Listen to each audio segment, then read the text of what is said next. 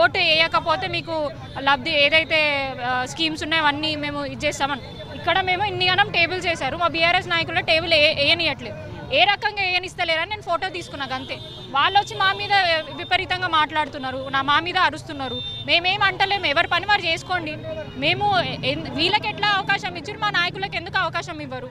ఇంతమంది ఒక టేబుల్ మీద 20 మంది కూర్చున్నారు, ఒక ఇద్దరిని కూర్చొనిస్తలేదు బీఆర్ఎస్ వాళ్ళని టేబుల్ని. దాని గురించి మేము ప్రశ్నిస్తున్నాం. ఒకటేసారి ఇక ఎట్లా మీదికి వచ్చి మాట్లాడుతున్నారు ఇంత మర్యాద లేకుండా. ఇది మొత్తం జూబ్లీ హిల్స్లో రిగ్గింగ్ జరుగుతుంది, బెదిరింపు దాడులు, ఎక్కడ పోతే అక్కడ సతాయిస్తున్నారు, రౌడీ ముక్కలను పంపిస్తున్నారు, మా మీద దాడి చేసే ప్రయత్నం చేస్తారు. అదే కనిపిస్తుంది ఇక్కడైతే క్లియర్ గా. నోటికి వచ్చినట్టు మాట్లాడుతుంది. అది ఇప్పుడు లేడీస్ అనేది మర్యాదగా మాట్లాడాలి. మేము అన్నావా?